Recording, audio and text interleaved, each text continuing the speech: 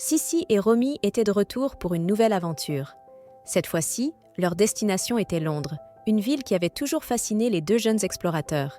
Sissi, avec ses cheveux bouclés noirs et ses yeux pétillants, et Romy, avec ses cheveux blonds en bataille et son sourire espiègle, étaient âgés de 9 ans. Après leur succès à New York, ils étaient impatients de découvrir ce que Londres avait à offrir. Leur excitation était palpable lorsqu'ils atterrirent à l'aéroport de Heathrow. En route vers leur hôtel, ils ne pouvaient détacher leurs yeux des vues magnifiques de la ville. Le Big Ben, le London Eye et la Tamise qui serpentait à travers la ville. Leur hôtel était situé près de la Tour de Londres, un endroit riche en histoire et en mystère. Après s'être installés dans leur chambre, ils sortirent explorer les environs. La Tour de Londres était impressionnante avec ses murs de pierre imposants et ses histoires de rois, de reines et de prisonniers célèbres. Alors qu'ils se promenaient, ils ne purent s'empêcher de penser aux nombreuses histoires cachées dans les recoins de cette ancienne forteresse. Le lendemain matin, après un petit déjeuner typiquement anglais, Sissi et Romy décidèrent de visiter le British Museum. En explorant les galeries remplies d'artefacts anciens, ils tombèrent par hasard sur une exposition spéciale consacrée aux trésors perdus de Londres. Parmi les objets exposés, une vieille carte attira leur attention. Elle semblait montrer des lieux spécifiques de Londres avec des indications mystérieuses. Curieux et excités, ils décidèrent de demander à un conservateur du musée plus d'informations sur cette carte. Le conservateur, un vieil homme nommé Monsieur Waverley, leur expliqua que la carte appartenait à un ancien explorateur londonien, Sir Reginald Pembroke, qui avait caché des trésors à travers la ville pour préserver son héritage. Monsieur Waverley leur raconta également une légende selon laquelle un trésor inestimable était caché quelque part dans la ville, attendant d'être découvert. Sissi et Romy échangèrent un regard complice. Leur esprit d'aventure était en éveil.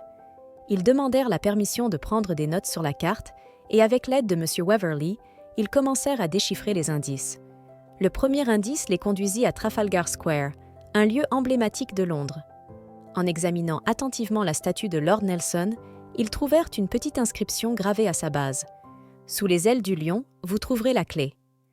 Ils se dirigèrent vers les statues de lions majestueuses qui entouraient la colonne et, après quelques minutes de recherche, découvrirent une petite clé en argent cachée sous l'une des pattes. La clé était accompagnée d'un parchemin contenant un nouvel indice. « Sur le pont de la tour, le trésor vous attend ». Ils se rendirent immédiatement au Tower Bridge, l'un des ponts les plus célèbres de Londres. En explorant les passerelles et les tours, ils finirent par trouver une trappe dissimulée derrière une statue. Utilisant la clé en argent, ils ouvrirent la trappe et descendirent prudemment dans un passage secret. Le passage les mena à une salle souterraine remplie de coffres anciens. Chaque coffre contenait des objets fascinants, des bijoux, des documents historiques et des artefacts précieux. Mais le plus précieux de tous était un médaillon en or gravé d'un symbole inconnu. En examinant le médaillon de plus près, ils remarquèrent une inscription en latin. Avec l'aide de M. Waverley, ils traduisirent l'inscription. « Celui qui détient ce médaillon détient la clé du passé ». Sissi et Romy comprirent que le médaillon était la clé pour découvrir encore plus de secrets cachés de Londres. Leur aventure les conduisit à travers la ville, de la cathédrale Saint-Paul au jardin de Kew. Chaque nouvel indice les rapprochait de la résolution du mystère du médaillon. Ils apprirent des histoires fascinantes sur l'histoire de Londres, rencontrèrent des personnes intéressantes et découvrirent des lieux cachés que peu de gens connaissaient. Finalement, leurs recherches les menèrent à la bibliothèque de la British Library. En fouillant dans les archives anciennes, ils trouvèrent un manuscrit écrit par Sir Reginald Pembroke lui-même. Le manuscrit racontait l'histoire de sa vie et expliquait pourquoi il avait caché les trésors à travers Londres, pour préserver l'histoire et la culture de la ville pour les générations futures. Le médaillon, selon le manuscrit, était une sorte de clé magique qui permettait de révéler les trésors cachés et les secrets oubliés de Londres.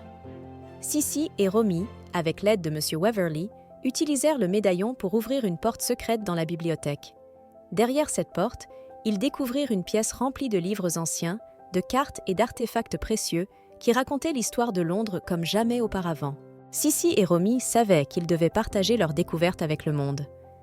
Avec l'aide de M. Waverley et des autorités locales, ils organisèrent une exposition spéciale au British Museum pour présenter les trésors et les histoires qu'ils avaient découverts. L'exposition fut un immense succès, attirant des visiteurs du monde entier. Grâce à cette expérience, Sissi et Romy apprirent l'importance de la préservation de l'histoire et de la culture. Ils se rendirent compte que chaque ville, chaque lieu, avait ses propres secrets à découvrir et que l'esprit d'aventure pouvait les mener à des découvertes incroyables. Bien que leur aventure à Londres fût terminée, ils savaient que d'autres aventures les attendaient. Leur curiosité et leur soif de découverte étaient plus fortes que jamais, et ils étaient déterminés à continuer à explorer le monde et à découvrir ses nombreux secrets. De retour chez eux, Sissi et Romy furent accueillis en héros par leurs camarades de classe et leurs enseignants. Tout le monde voulait entendre leur histoire et ils passèrent des heures à raconter les moindres détails de leur aventure à Londres. Leurs amis étaient fascinés et certains d'entre eux commencèrent à rêver de découvrir des trésors cachés dans leur propre ville. Un jour, alors qu'ils jouaient dans leur quartier, Sissi et Romy tombèrent sur un vieux coffre en bois enfoui dans le jardin de Romy. Excités, ils ouvrirent le coffre pour découvrir une autre série d'indices menant à un nouveau trésor. Cette fois, les indices les conduisirent à travers leur propre ville, les amenant à explorer des lieux qu'ils ne connaissaient pas auparavant. Chaque nouvel indice renforçait leur détermination et leur complicité. Ils découvrirent des histoires locales, des monuments oubliés et des coins cachés qu'ils n'auraient jamais imaginés. Leur nouvelle chasse au trésor les rapprocha encore plus, leur enseignant des leçons précieuses sur leur propre culture et histoire. Avec le temps, Sissi et Romy commencèrent à recevoir des invitations de villes du monde entier, les invitant à venir explorer et découvrir des trésors cachés. Leur réputation grandissante de jeunes explorateurs leur ouvrit des portes insoupçonnées. Ils visitèrent des lieux exotiques, des anciennes ruines en Grèce aux forêts enchantées en Amérique du Sud. Chaque nouvelle destination apportait son lot de défis et de découvertes. Ils rencontrèrent des gens de cultures différentes, apprirent de nouvelles langues et goûtèrent à des plats qu'ils n'avaient jamais imaginés. Leur curiosité et leur soif de découverte les menèrent à travers le monde, et chaque aventure renforça leur amitié et leur compréhension du monde. Et ainsi, Sissi et Romy continuèrent à explorer, à découvrir et à partager les trésors et les histoires du monde, prouvant que l'esprit d'aventure et de découverte peut nous unir et nous enrichir tous.